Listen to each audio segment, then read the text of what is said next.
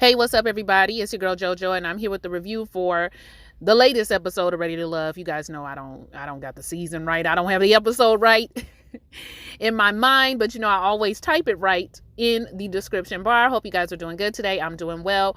I skipped last week. If you didn't watch my Married at First Sight video, I had to skip last week because I was very busy. I had a lot of things I needed to handle.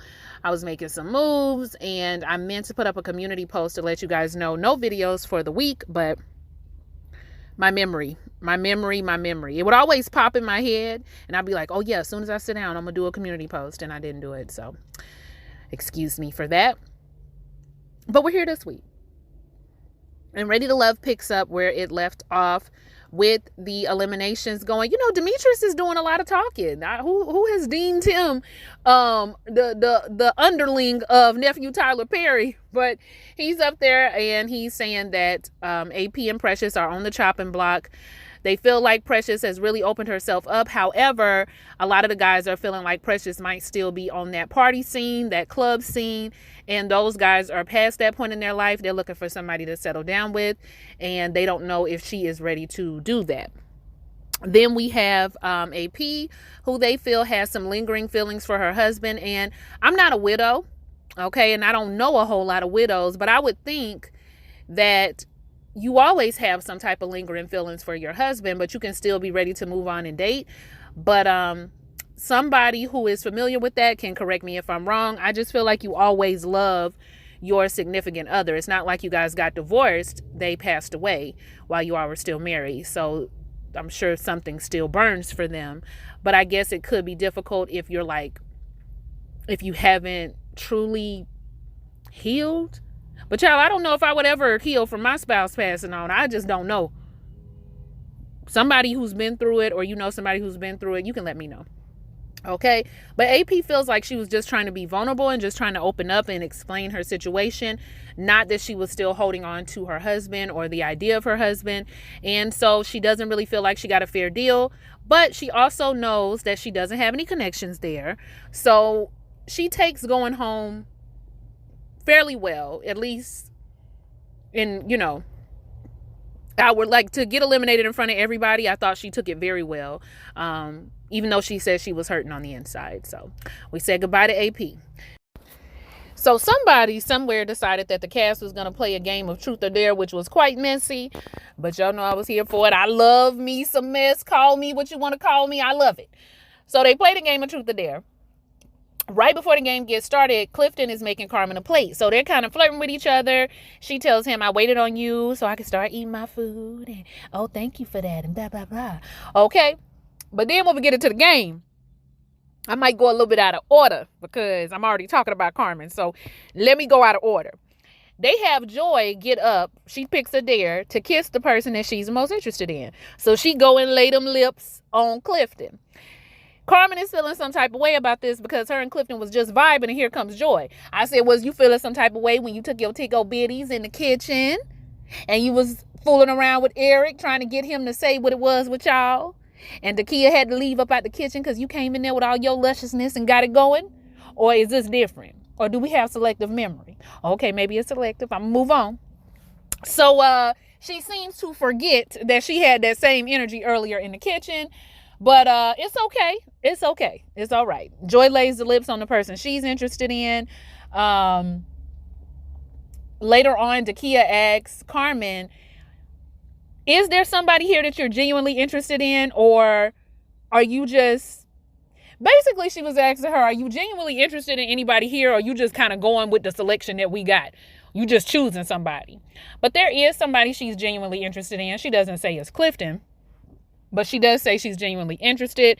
And I forgot to mention that Dakia told Eric, Chef Eric, that shrimp Alfredo was her favorite food. And they just so happened to be eating shrimp Alfredo. So I'm not saying he did it for me, but he did it for me. Okay. So we move on in the Truth or Dare game after that whole situation happens. What actually happened first in Truth or Dare, though, was Sabrina. They asked Sabrina to get up and nibble on the ear of the person that she's the most interested in. So, y'all, this is why people need to mind their business. It's very important that you mind your business, Joy, because Joy gonna yell out, uh-oh, Tory, Tory, come on over here. And I was just like, see, you see what happened when people not minding their business? So you think Sabrina might be going over there and Tory smiling like, yeah, it's my time. But baby, it wasn't his time. Tory was over there looking confused when Sabrina was going back and forth. He was thinking to himself, like, I thought I had it in the bag. Who's she going back and forth between? Child, she go over there and nibble on the ear of nephew Tyler Perry Jr. since he the new spokesperson, Demetrius. She go over there and nibble on his ear. Everybody's cheering and carrying on, and Tory just over there looking sad. Now, y'all, I felt bad for Tory. I'm not going to hold you. I felt bad for Tory. However, what do we always tell the women when they start getting in their feelings about not being somebody's number one, or the guy liking him and her and somebody else? What do we always tell the women? What do we always tell them?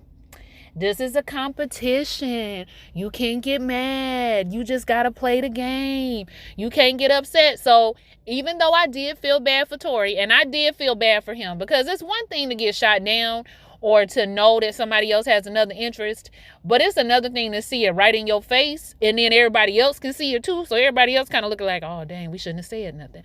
So I understand he's probably embarrassed and feeling a little hurt. But we tell the ladies all the time that they got to hold that L, when the men not interested in them. So I got to tell Tory. I got to tell Tory the same thing. I got to tell him the same thing. He gets up and he actually walks away from the table, and then Sabrina is looking kind of guilty. So I guess we'll, I'm watching as I go. We'll see the fallout from that a little later. Now, another thing that happened during the Truth or Dare game. Am I missing something? Or is that all they showed? I feel like that's all they showed. Joy, Carmen, Sabrina. Oh, no. So the girl that got brought in to kind of match with Wiley, because they were around the same age, I think her name is Tina, they asked her to get up and put her arms around who she the most interested in, and she gets up and she goes to the PO. That's right, y'all. She walked right over there to the PO, which is interesting because she was brought on to kind of match up with Wiley, but I don't know what it is about Wiley. I'm not really sure how he's interacting with the ladies in dates, but even the person that was brought in for him chooses somebody way over. Okay, she just skipped over everybody in their 30s. Darn near skipped over everybody in their 40s and went straight to the person that was almost in their 50s. So, I don't know why they just not... I guess they just not feeling Wiley like that. I don't really know. I don't know. I mean, if I was there, I would be feeling Wiley. The only reason I wouldn't be feeling Wiley is because he wants 2 children, and I'm not doing that. Okay, I'm not doing that. You got to find somebody else for that. It won't be me. But he's attractive. I don't know what his personality is like, but he seems like he would be cool. He doesn't feel like he's getting a fair shot based on his age. They even called his age out. And I didn't like that. I didn't like the way they were like, oh, Wiley, Wiley 32, he know about it, in regards to the age gap that Tina and P.O. had.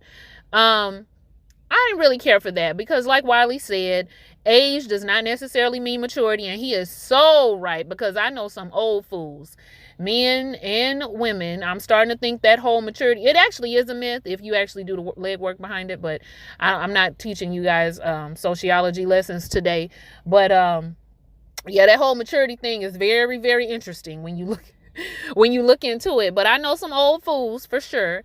And Wiley does seem mature. He does. I just think maybe what he's wanting doesn't necessarily line up to the ladies that are there. I think some of them are past certain points in their life, and he wants to have certain things that maybe they're past, if that makes, mainly them children, child. But yeah, that was pretty much what happened in the Truth or Dare game. What did you guys think about it? It was quite messy. Let me know. Okay, so next we have a date situation going on. It's going to be Precious, Joy, Wiley, Demetrius. There's somebody there that I'm forgetting. Who's the other person? Was Clifton there? Anyway, it's 3 guys and 2 girls. That's what I do know. But the main person I want to talk about during this date is Wiley and Precious. Precious is trying to plead her case to Demetrius about how she's not a party girl. That part of her life is over. And Demetrius clears it up for us. He says that they kind of think like they're not sure how much of that social aspect matters to her still, like how much of that is still a big deal to her. And Precious assures them that like the part of her life that's extremely out there is over. But I do think Precious has a big personality, and she's extroverted, and she likes to talk to people, and she probably does like to be out. And I don't think she should stifle that if that is her, because what I have been guilty of in the past, I don't know if Precious is doing this, but I can just speak from experience. I have been guilty of trying to play into the person that I was interested in, trying to play into what they wanted and not necessarily who I was. And you're really kind of putting up a facade, and you can only do that for so long. Like, you kind of feel like you're trying to immerse yourself in what they're interested in. But if it's not truly who you are, eventually that is going to get old, which is probably why opposites attract. Like, I wouldn't mind dating a dude that likes to go out a lot, even though that's not what I like to do. As long as he had friends to go out with, I wouldn't, that kind of stuff doesn't bother me.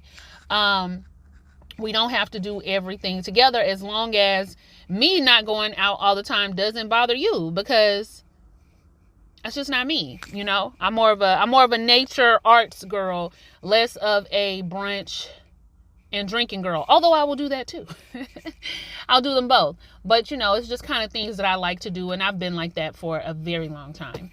So anyway, in addition to her pleading her case, we have Wiley, who has on jeans. Now, they're at like this jungle gym thing, which I would have had a great time at. My body would have been sore, because that requires a lot of core strength. Y'all see how they was balancing and all of that? That's your core.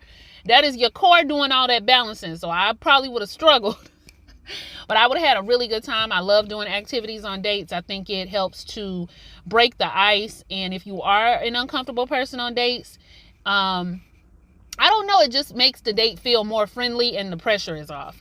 So I was glad that they did something like that. However, Wiley wore some jeans. Didn't nobody tell my mans to wear some joggers or something a little bit more comfortable. So not only is he struggling, but he's trying not to bust them jeans in the process. And he's talking to Joy. Joy is asking him what's going on with his connections, because everybody's noticing that Wiley doesn't really have any. Even Wiley notices it. And you can tell he likes Joy. It was almost like watching a high schooler, but Joy is just kind of like, I can tell that Wiley wants to say something to me, but he's not really saying what that is. He's kind of just flirting with her, but it's a very casual flirt, and Joy is just kind of looking at him like, all right, anything else? Do you want to go out?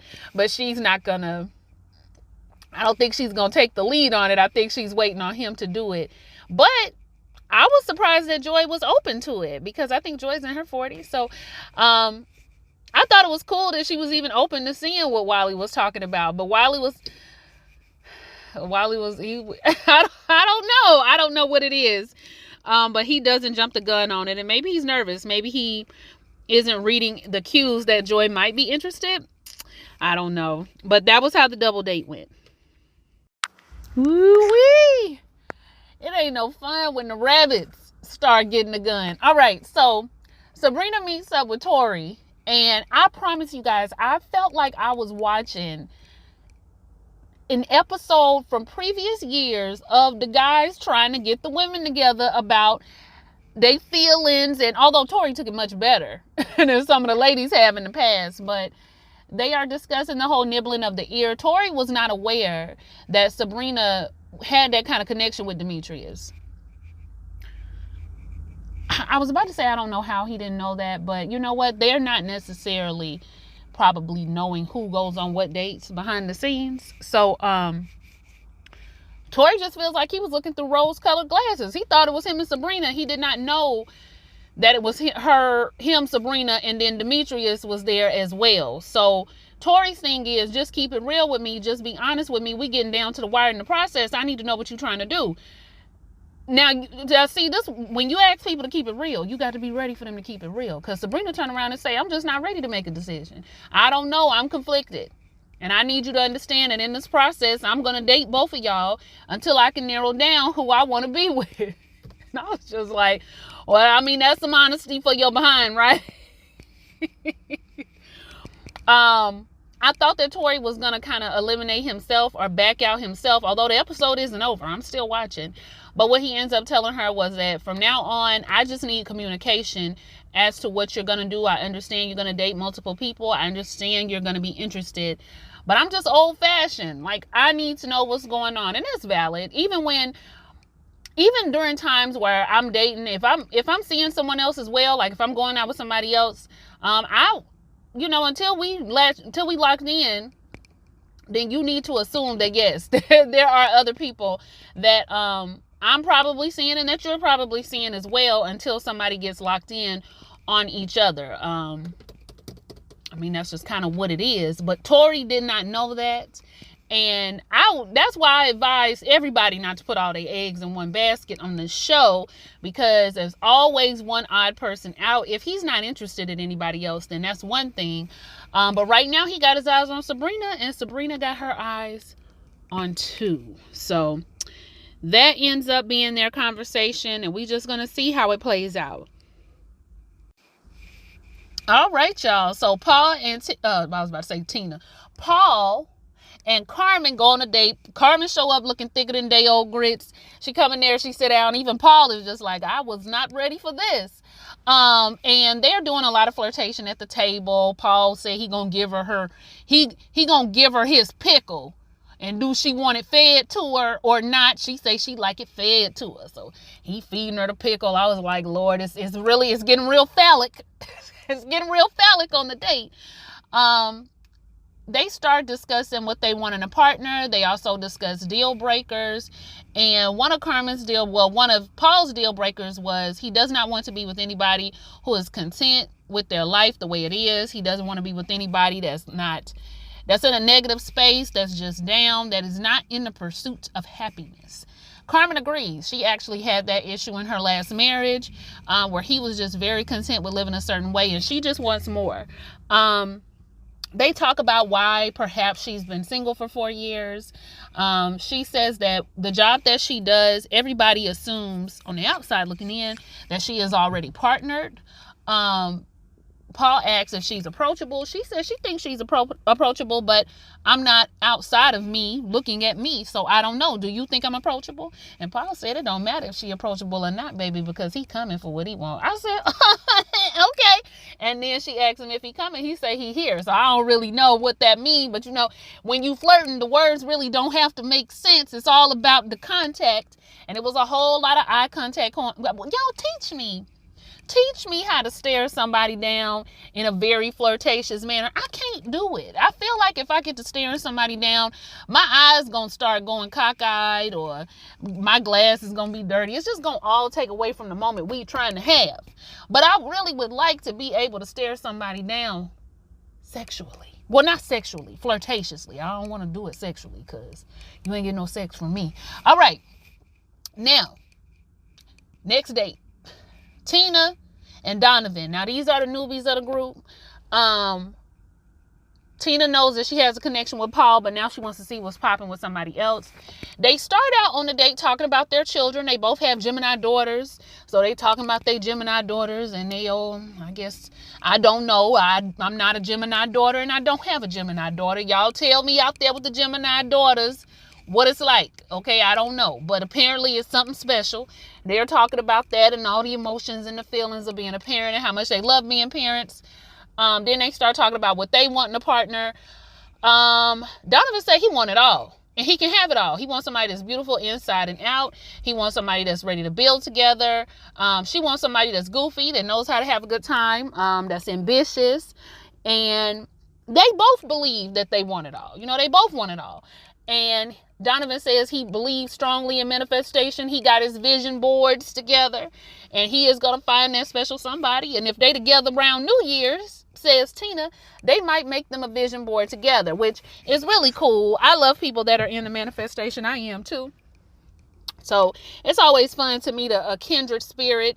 I actually had met somebody on the channel, and she and I had, I ain't gonna call her name, but she knows who it is. She and I have had separate talks outside of YouTube via email about different things that we have brought into our lives just by really believing it. And she shared her story with me, and it was a great story. I just love to hear about people bringing things into their life and calling stuff into their life. And so that was cool when Donovan said that. So I guess we'll see what the chemistry is going to be like between them. She does say they have a lot in common, so maybe she will end up liking Donovan. I don't know, but that was their date.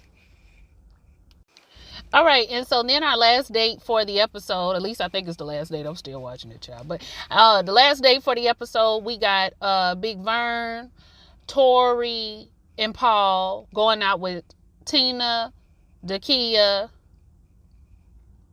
child, all these names, and Ace.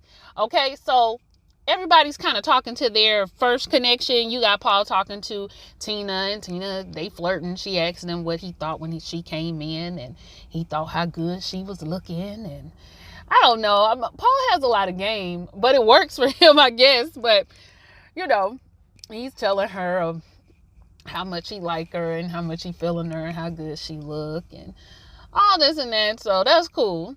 Then you got Ace and Big Vern talking. Now, Big Vern is not trying to get nobody to grab them booty cheeks tonight. He keeping the booty cheeks in the chair the way they need to be. But he is telling Ace how much he's feeling her. He didn't know if she understood that yet. He telling her that the best part of the pool party should have been seeing his body in those shorts and his arms out. But Ace is saying that she does like him too. She's feeling him too. She even get a little bit nervous for a second.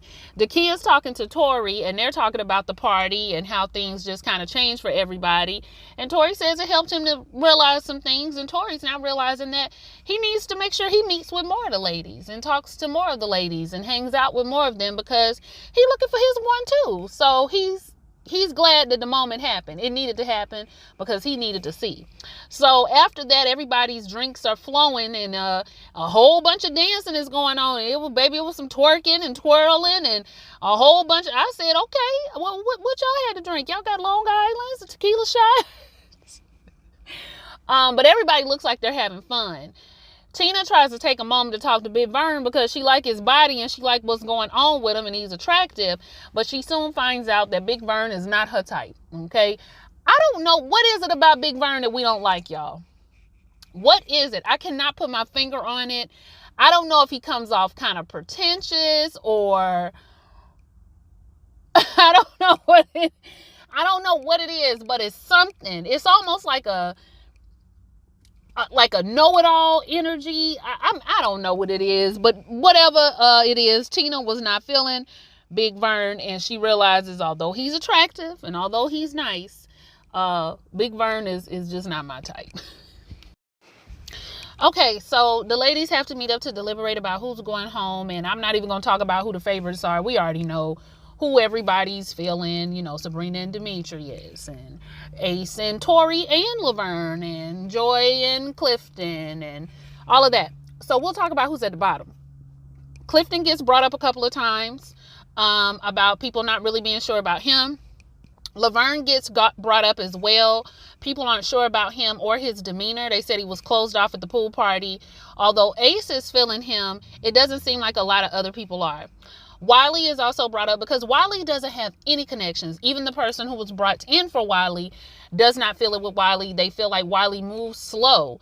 And Dakia brings up it don't have nothing to do with his maturity because he is mature. He will come after you.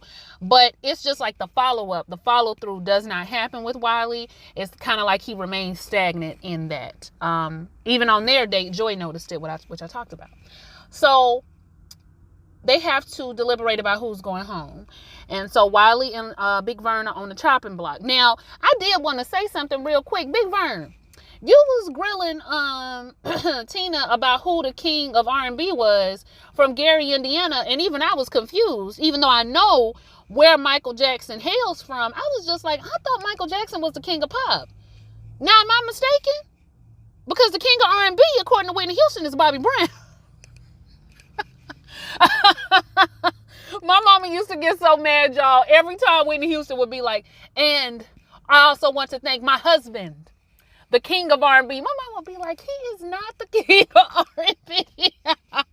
Oh my gosh, memories, childhood memories. Those were some good times. But yeah, I thought that Michael, y'all correct me if I'm wrong. Is Michael Jackson not, I hope I didn't say Michael Jordan earlier. Is Michael Jackson not the king of pop?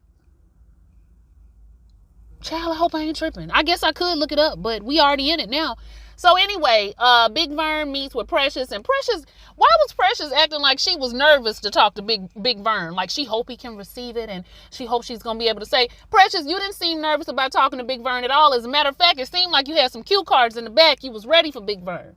So she sits down and she tells them about how some of the other ladies are feeling and how he didn't really open up at the pool party and it seems like he was pulling back. And Big Vern don't like that. Big Vern said he ain't got to pull out nothing for them. He don't really know y'all yet.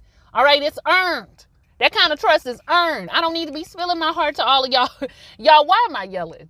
I just realized that I am yelling. I just had a large coffee. That's why. But anyway, Big Vern said he don't have to do all of that right now. See, that's y'all problem. Y'all need to earn that from me. I'm not giving all of that up right now. And Precious is just like, yeah, but you pull it out when you want to, Big Vern, but then you pull it back when you want to as well. So that's when they talk about the truth or dare game. Because Big Vern is just like, I didn't bring that up. You know, I wasn't the one kissing nobody. I wasn't the one. And she was like, yeah. But you're the one that wanted to play truth or dare. So it's like you want to pull it out and, you know, be out there when you want to be out there. But then when some stuff go down, you want to try to pull it back and be quiet. And we don't have time for all of that. So Big Vern say, well, if y'all ready for me to be that person, if y'all really ready for me to get out there, then y'all got to be ready. And Precious said, we want it. We ready. I don't think y'all ready. No, we ready. I said, y'all gonna fight, Precious? I was waiting on somebody to say ding, ding, ding. And then was them two to go at it. But Precious, you was not scared. I don't know why you was acting nervous like you wasn't ready to talk to Big Vern. But Vern was offended that he was in the bottom, and you could tell. And I don't know why Vern didn't think he was going to be at the bottom, because what other connections does he have outside of Ace? He had to have known that he might make it to the bottom, but I guess in his mind, people maybe were feeling him more than they actually are. But for whatever reason, he was offended that the ladies had the nerve to put him in the bottom. Okay, he started talking about, see, that's what's wrong with people, and that's what's wrong. Vern, do what you gotta do to stay on the show, okay? Get them booty cheeks squeezed. What happened to him and Carmen and all that booty cheek squeezing they was doing on their blind date? But anyway, Wally is the one that gets sent home. He took it well. He took it better than almost any contestant I've seen on Ready to Love. He kind of was like, it is what it is. And I've learned now that when I want something, I got to really set my eye on it and be intentional about it and follow through. Dakia was the perfect person to tell him, because I like the energy that they have together. She lets him know most people were just feeling the friendship vibe off of you. It seems like you would be interested, but you would never go the extra mile to show that you were interested. Something tells me that Wiley might be used to women approaching him, given that he was an athlete for so long. And I think now, does he coach? But he just seems to have a vibe where women probably do approach him, and all he got to do is give them the eye, and then they coming over there to see what's up. He doesn't necessarily have to follow through. I've met guys like that. Nothing's happened because I get very nervous about doing the follow through. I always feel like if I start that way, I have to continue doing that in the relationship, like always taking the lead. And I'm not a leadership type of girl. That's just not me. I got friends that love it though. But Wiley took it well, and I like Wiley. And Wiley, if you looking for somebody, there's not a big age gap between the two of us. If you want to, link up and you want to take it slow, we can do that. Now them two kids you talking about, I don't know about all that. I don't know about the two kids. That's something that we got to pray about. I don't know about them two kids, brother. That's the only thing, because JoJo ain't really about that kid life. But anyway, that's really it, you guys. What did y'all think about the episode? What y'all think about Big Vern? He's giving us something. I know somebody in the comments is going to be able to pull it out. I just cannot figure out what it is. Who are we liking? Who are we not liking? Who are we wanting to go home? Who do we want to stay? Yeah, y'all. Like, comment, and subscribe. I'll see y'all for the next one. Bye.